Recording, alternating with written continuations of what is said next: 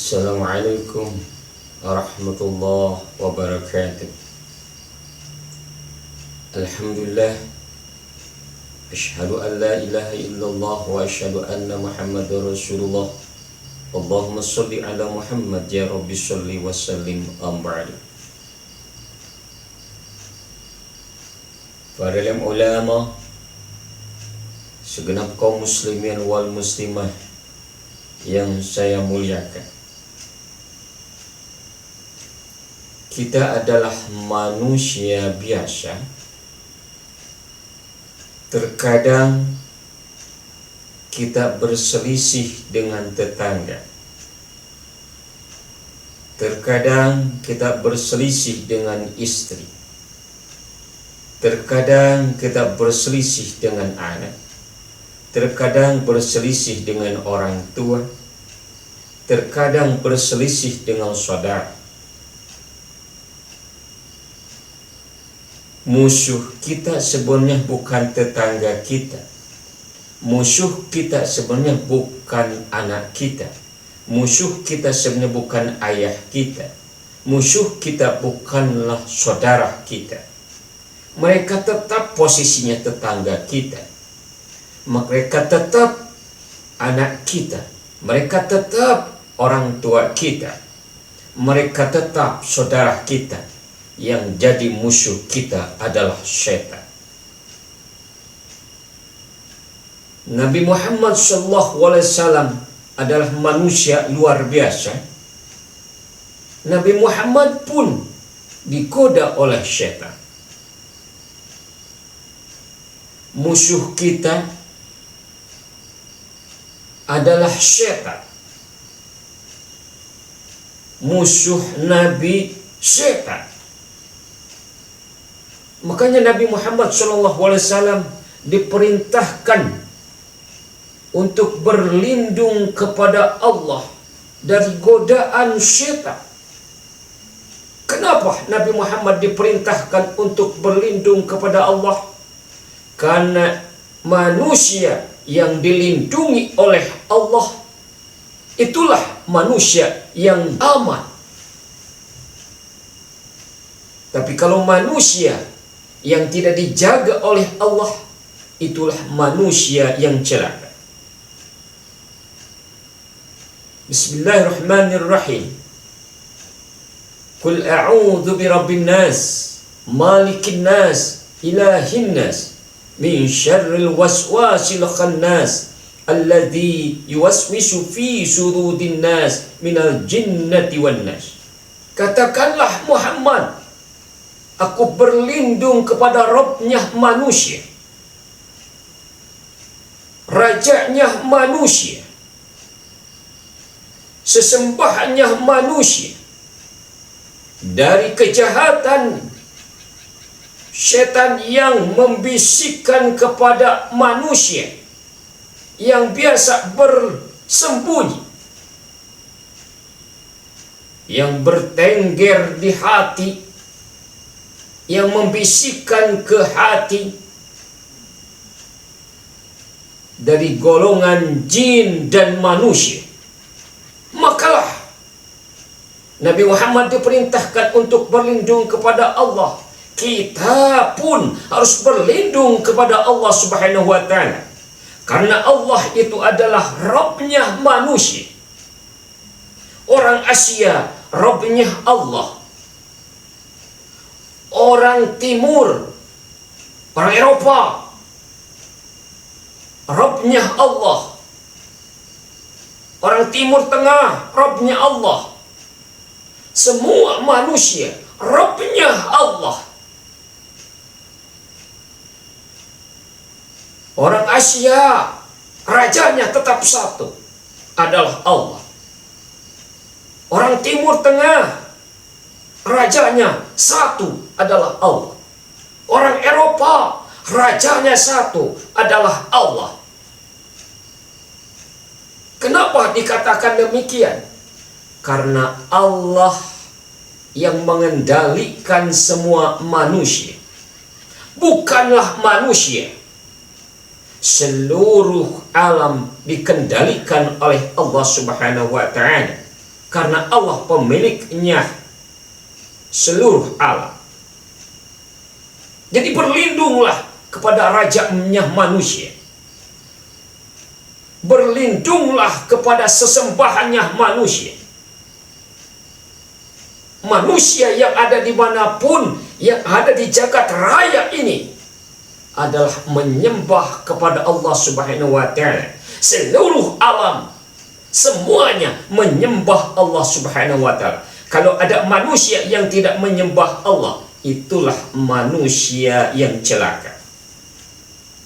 Makanya berlindunglah kepada Rabbnya manusia, berlindunglah kepada rajanya manusia, berlindunglah kepada sesembahannya manusia, barulah akan selamat. Kalau kita berlindung kepada manusia, tidak kagak kuat. Yang kuat adalah Rabbnya manusia.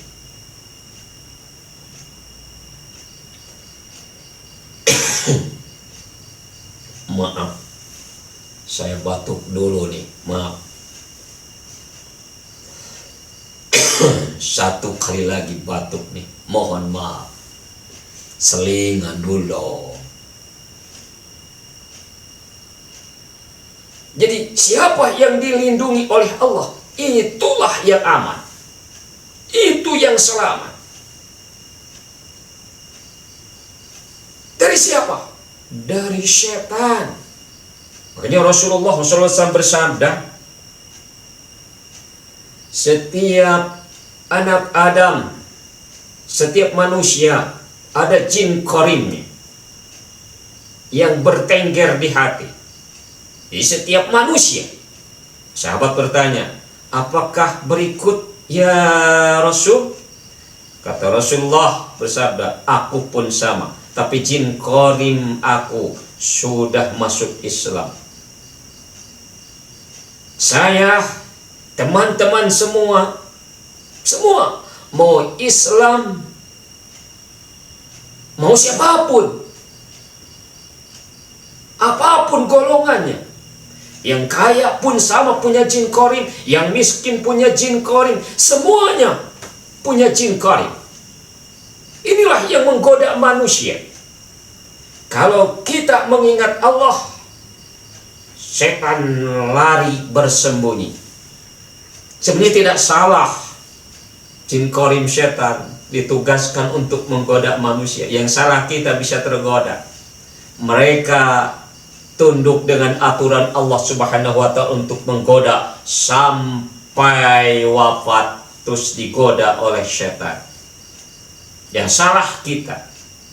Setan akan menggoda manusia kalau kita sedang bahagia.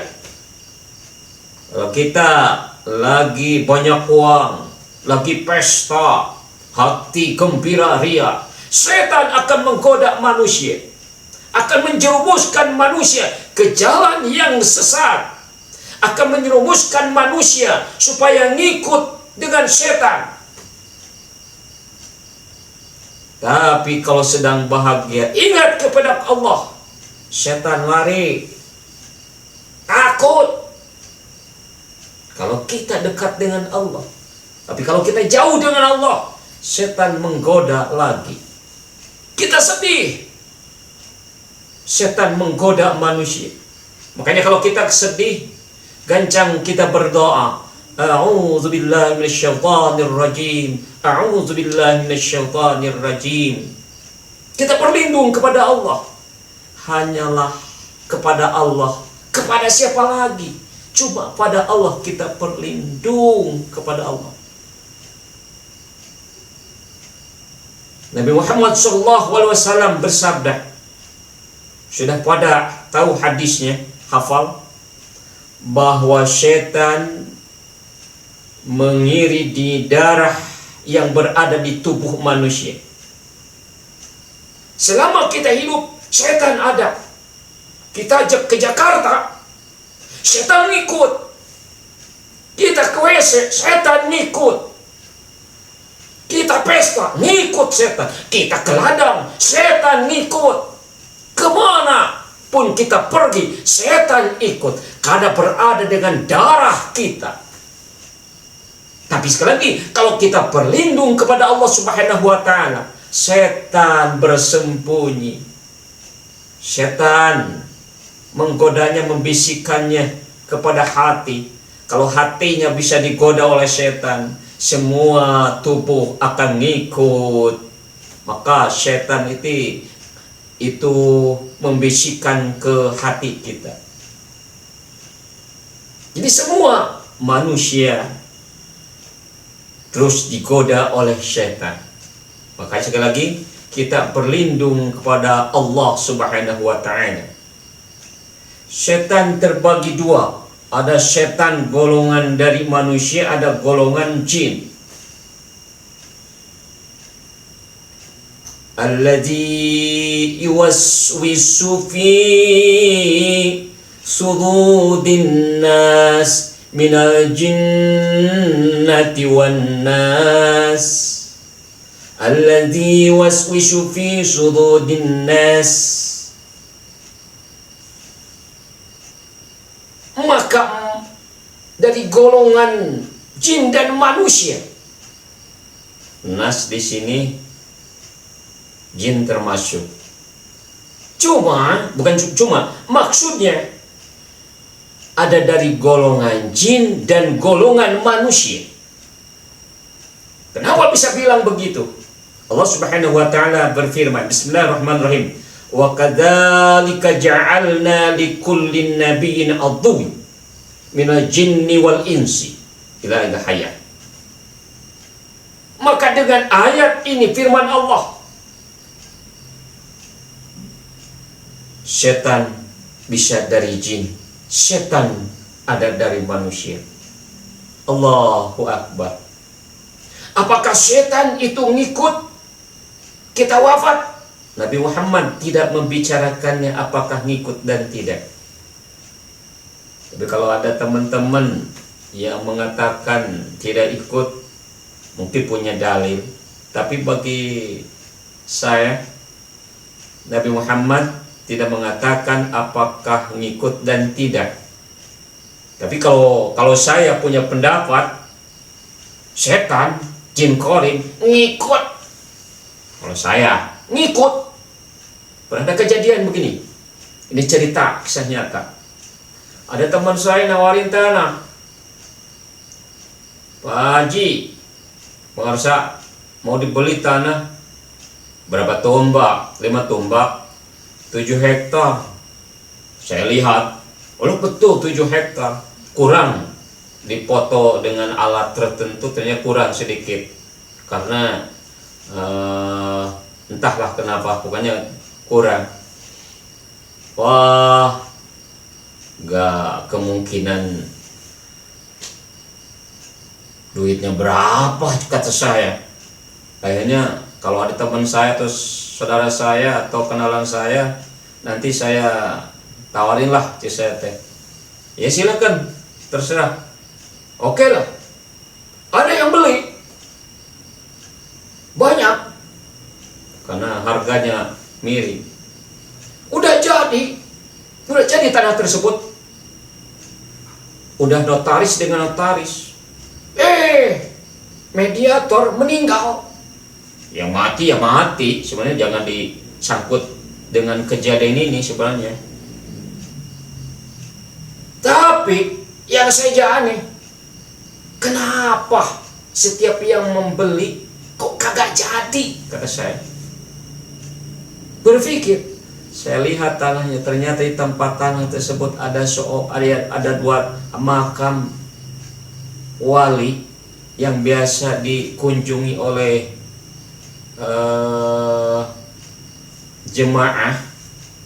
Ya, ada yang dari tempat tersebut, ada yang di luar. Makam tersebut selamanya bersih, tidak ada yang sapu-sapu. Ternyata makam tersebut bersih, walaupun yang lain tumbuh rumput, di situ tidak tumbuh. Wah, kata saya nih, gimana bagusnya kita pindahkan? Ditanya kepada semua orang, gak ada yang berani semua. Artinya kagak berani nggak tahu itu siapa, mungkin kagak berani. Mereka bilang tanah ini akan susah dijual Pak, kecuali dengan keturunannya, beli sedikit-sedikit. Kenapa? Ada makam di sana seorang wali.